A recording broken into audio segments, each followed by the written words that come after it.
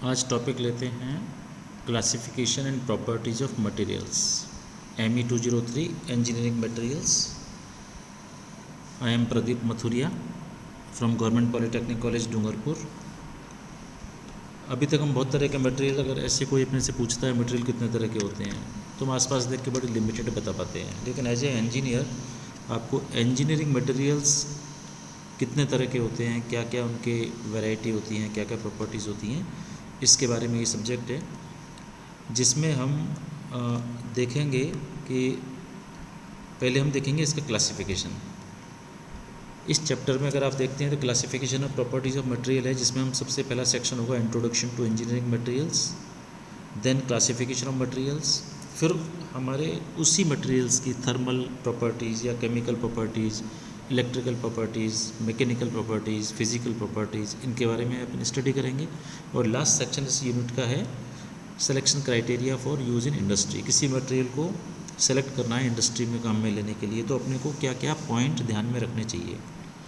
So we start with introduction to engineering materials, first section of this unit, first unit of this your subject, engineering materials classification based on the branch of engineering. अब पहला classification तो एकदम कोई पूछे, कोई आपसे पूछेंगे material कौन से हैं, कोई बोलेगा सीमेंट, कोई बोलेगा वायर, कोई बोलेगा कॉपर, तो इनको अगर आप कैटेगराइज करें तो आपको लगेगा कि हम इंजीनियरिंग के अलग अलग फील्ड में बात कर सकते हैं। Example mechanical engineering materials, iron, steel, copper, कोई भी चीज़ लोहे से मतलब जिसके ऊपर मटेरियल बोलते हैं वो सब चीज़ें मैकेनिकल इंजीनियरिंग मटेरियल्स में आएंगी।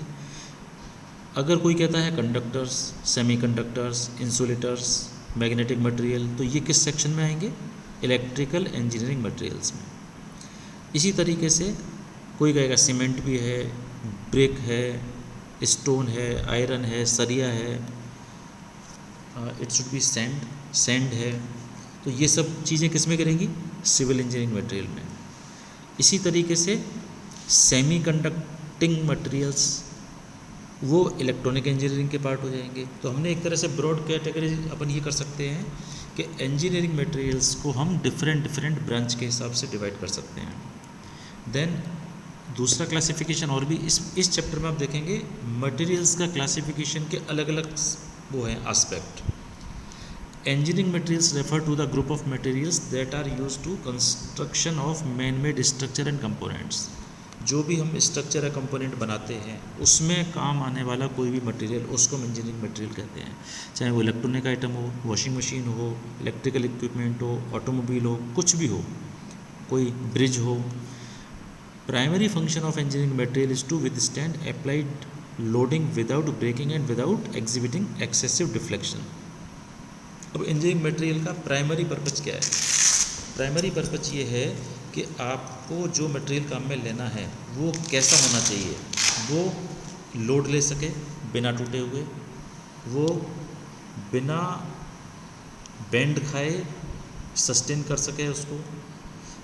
मींस जैसे मान लीजिए ब्रिज बन रहा है तो ब्रिज में सरिया काम आ रही है और उसका सीमेंट काम आ रहा है, तो ये कॉम्बिनेशन में ब्रिज में कहीं बेंड डिफ्लेक्शन ज़्यादा नहीं आना चाहिए।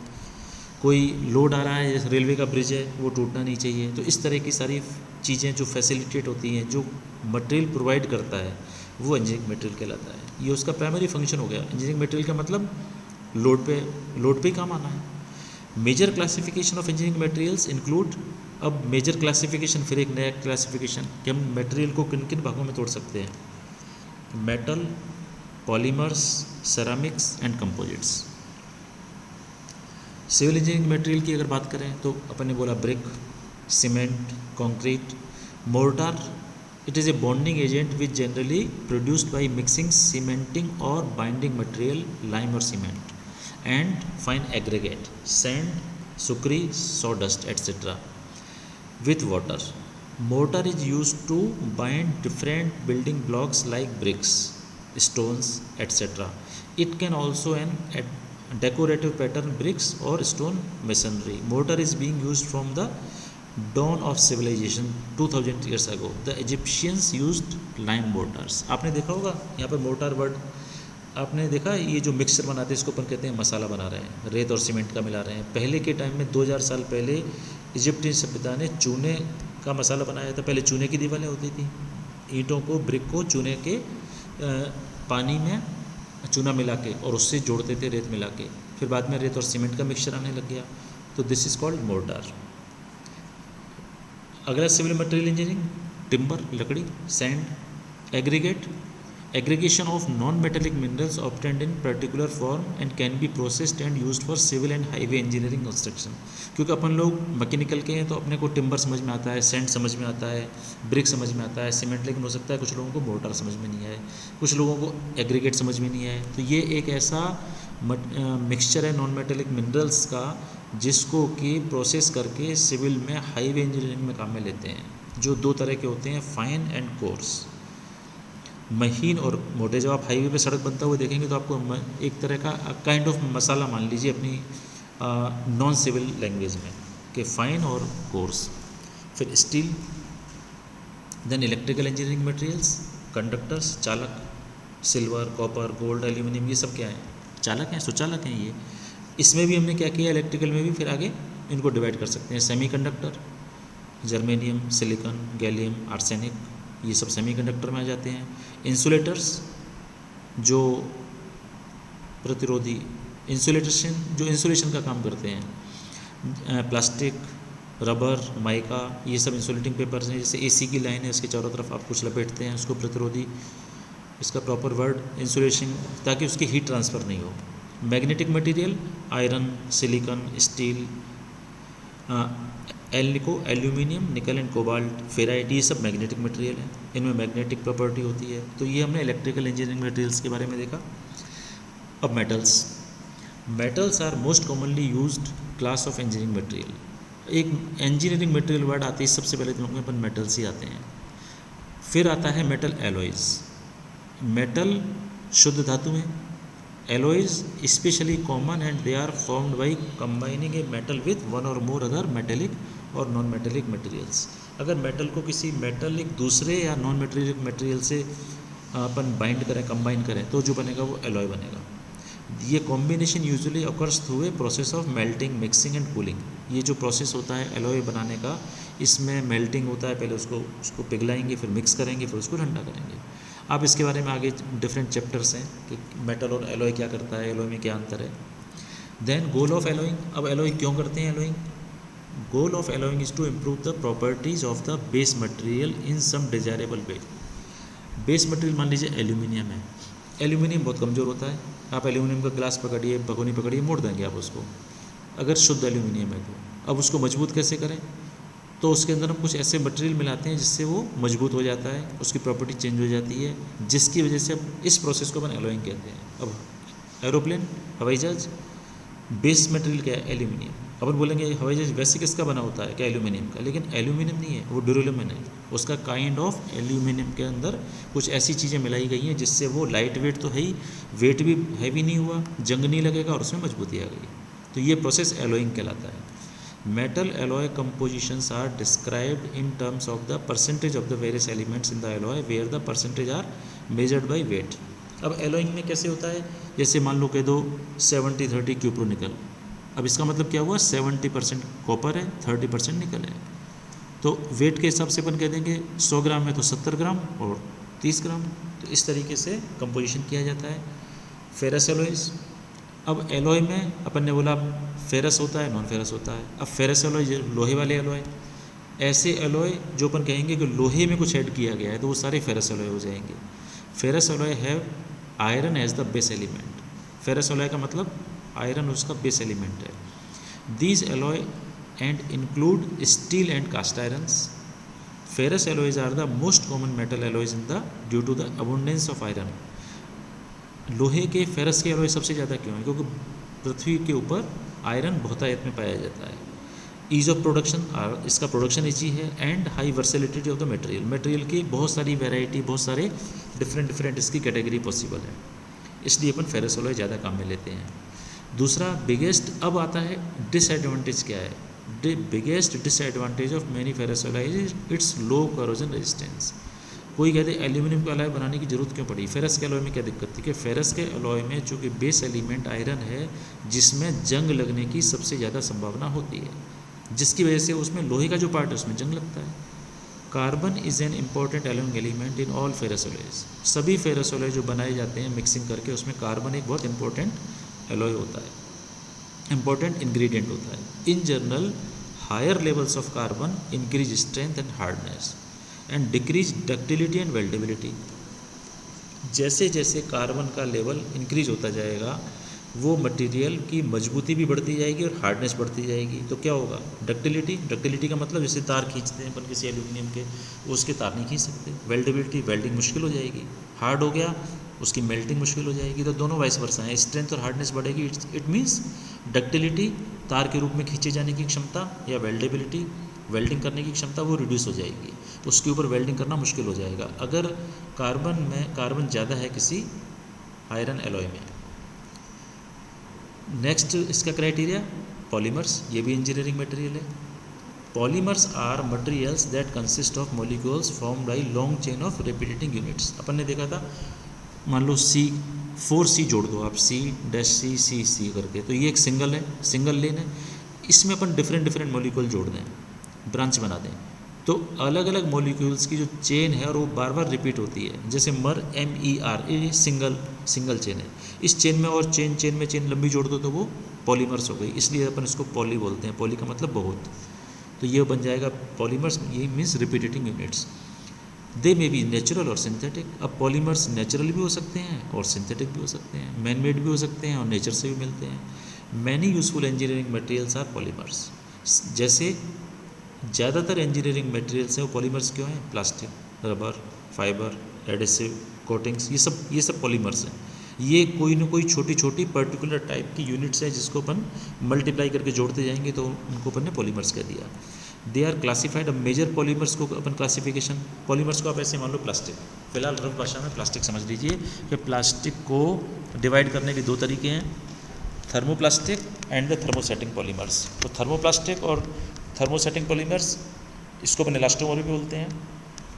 तो इसके लिए एक पूरा यूनिट है आपका सेपरेट आगे कि थर्मोप्लास्टिक पॉलीमर्स में और थर्मोसेटिंग पॉलीमर्स में क्या अंतर है। ये अपन इसको बाद में देखेंगे, इसका detail explanation. Next, ceramics are solid compound that में कंसिस्ट ऑफ मेटेलिक और नॉन मेटेलिक एलिमेंट। अब सेरामिक्स क्या है? आपने क्रूसिबल देखे थे 11th क्लास में, अगर केमिस्ट्री का प्रैक्टिकल किया होगा, या सेरामिक की चीज़ें होती हैं, सेरामिक की इसकी क्रॉकरी होती है, सेरामिक के क्रूसिबल्स होते हैं।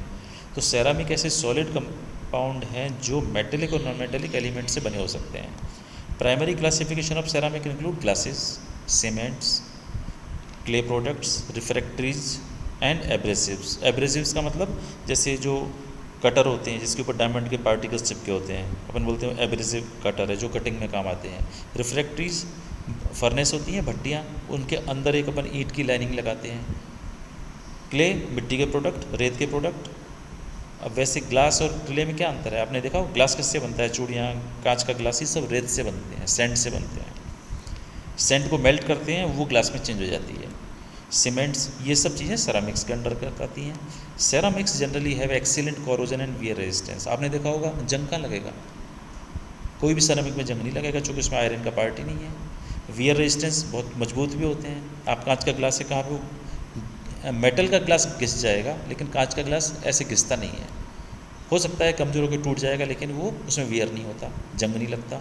हाई मेल्टिंग टेम्परेचर, आप गरम चाय डालते हो, एकदम आग में डाल दो, क्रैक हो जाएगा लेकिन मेल्ट नहीं होगा। हाई स्टिफनेस, मजबूत होता है, सख्त होता है बहुत। लो इलेक्ट्रिकल एंड थर्मल कंडक्टिविटी, आपने एकदम चाय डाली और बाहर से ग्लास पकड़ लिया तो उतना गर्म नहीं होता, यानी। और प्लस उसमें आपको कोई तार टच कर दो तो उसमें इलेक्ट्रिसिटी नहीं बहेगी। तो देखो तो सेरामिक कितना इंपॉर्टेंट है। प्लास्टिक मेल्ट हो जाता है, सेरामिक मेल्ट नहीं होता। तो लो थर्मल कंडक्टिविटी की प्रॉपर्टी हो गई। एग्जामिनेशन में आ सकता है सेरामिक की प्रॉपर्टी लिखी है, तो प्रॉपर्टी क्या हो गई? जंग नहीं लगता, बहुत कम घिसता है, मेल्टिंग पॉइंट बहुत हाई होता है, मुश्किल से मेल्ट होगा, बहुत मजबूती, स्टिफनेस बहुत अच्छी होती है, इलेक्ट्रिकल कंडक्टिविटी बहुत कम होती है और थर्मल कंडक्टिविटी बहुत कम होती है। लेकिन they are also brittle material. अब ऊपर से कांच का ग्लास नीचे एकदम छोड़ दो, एकदम टूट जाएगा बारीक बारीक पीस होकर। तो इनकी ड्रॉबैक क्या हो गया? They are brittle. Then composites. अब कंपोजिट्स क्या होते हैं? कंपोजिट्स जैसे कई सारी चीज़ों को कंपोजिट करना, जोड़ना। Composite material is a material in which one और more mutually insoluble materials are mixed और बॉन्डेड टुगेदर। लेयर्स बना देते हैं, जैसे आजकल देखते हो कंपोजिट शीट आती है, डिफरेंट डिफरेंट लेयर को एक के ऊपर एक करके प्रेस कर दिया, तो न मिलने वाली आपस में मटेरियल को मिक्स करके अपन जो बॉन्ड बनाते हैं उनको अपन कंपोजिट्स कहते हैं। The primary classes of composites are particulate composites, fibre composites and laminated composites. Fibre के रेशे भी आप एक के ऊपर एक रख के कोई चीज़ बना दो, आप प्लेट्स शीट्स एक के ऊपर एक रख के बता दो तो लेमिनेटेड कंपोजिट्स हो जाएगा। आप कोई फाइबर के एक के ऊपर एक रख के, जैसे रुई ले लिया, कॉटन ले लिया, वूल ले लिया, नायलॉन ले लिया, ऐसा करके उसको प्रेस कर दिया, वो फाइबरस कंपोजिट हो गया। तो इस तरह से कंपोजिट्स भी डिफरेंट डिफरेंट टाइप्स के बन सकते हैं। देन अब देखिए वापस फिर इंजीनियरिंग मटेरियल्स आ रहा है, तो आपने यहाँ पे पीछे देखा composites, ceramics, polymers, ferrous alloy, non ferrous alloy, metals, electrical engineering. तो आप इसको देखिए अपन कैसे आगे बढ़ते जा रहे हैं कि हमने सबसे पहले इंजीनियरिंग की ब्रांच के हिसाब से मेटल पढ़े, तो एक कैटेगराइजेशन ये हुआ। फिर हमने सिविल के, इलेक्ट्रिकल के पढ़े, फिर इलेक्ट्रॉनिक्स के भी देख लो, फिर मेटल्स पे आ गए। अब मेटल्स के बाद में अपन मेटल में फेरस एलॉयज में आ गए, फिर पॉलीमर्स क्या होते हैं, सेरामिक्स क्या होते हैं, कंपोजिट्स क्या होते हैं, तो ये सब इंजीनियरिंग मटेरियल्स हैं। अब इंजीनियरिंग मटेरियल्स को फिर अपन ने 3 में किया, इलास्टिक, प्लास्टिक एंड मटेरियल्स, क्योंकि प्लास्टिक भी तो है, इलास्टिक भी है, ये भी इंजीनियरिंग मटेरियल है। तो हमेशा धातुएं ही मटेरियल नहीं होती, इलास्टिक भी तो मटेरियल है, प्लास्टिक भी मटेरियल है। अब इलास्टिक और प्लास्टिक में क्या अंतर है? तो यहाँ पे आप देखो, एक material that undergoes deformation when load is applied and then comes back to its original shape और removal of load is referred as a elastic material. Elastic सब जानते हो, आप जोर लगाते हो वो चीज़ लंबी हो जाती है और छोड़ते हो वापस लौट जाती है। सॉक्स है के साथ, सॉक्स की इलास्टिक लूज हो गई, अब आप लोग बोलते हैं इलास्टिक लूज हो गई। कोई भी चीज़ है जिसमें इलास्टिक होती है, सब इसकी इलास्टिक लूज हो गई। तो इलास्टिक मटेरियल का मतलब क्या है कि उसको एक लोड तक आप लगाओगे, वो खींचोगी और वापस छोड़ने पे अपनी ओरिजिनल पोजीशन में आ जाएगी। ऐसे मटेरियल को हम इलास्टिक मटेरियल कहते हैं। Deformation is temporary till the load is acting on the material. आपने सॉक्स को खींचा तो वो लंबा हो गया और छोड़ा, वापस अपनी पोजीशन में आ गया। तो डिफॉर्मेशन जैसे ही आपने लोड हटाया, मटेरियल अपनी मूल पोजीशन में आ जाता है। तो ये धातुओं के सेंस में, कई धातुएं ऐसी हैं जो दबती हैं, खिंचती हैं और वापस अपनी पोजीशन में आ जाती हैं। किसी आप ब्रिज पे जाना, कभी आप देखना ट्रक निकलता है, ऐसे लगेगा कुछ चीज़ ऊपर नीचे हो रही है। तो क्या हो रहा है? इसमें प्लास्टिसिटी है, सॉरी इसमें इलास्टिसिटी है। मटेरियल हल्का सा खिंचता है, वापस अपना नॉर्मल रूप ले लेता है। प्लास्टिक, अब प्लास्टिक क्या हुआ? Material that undergoes deformation on applying load and does not come back to its original shape is referred as a plastic material. अब ऐसा मटेरियल जिसको आपने जोर दिया, वो लंबा हो गया लेकिन वापस अपनी मूल अवस्था में नहीं लौटता, उसको हम प्लास्टिक मटेरियल कहते हैं। Deformation is permanent in case of plastic material even after removal of load. Load हटाने के बाद भी डिफॉर्मेशन, उसमें जो खिंचा वो लगातार स्थायी बना रहता है, तो हम कहते हैं कि अब ये प्लास्टिक मटेरियल है।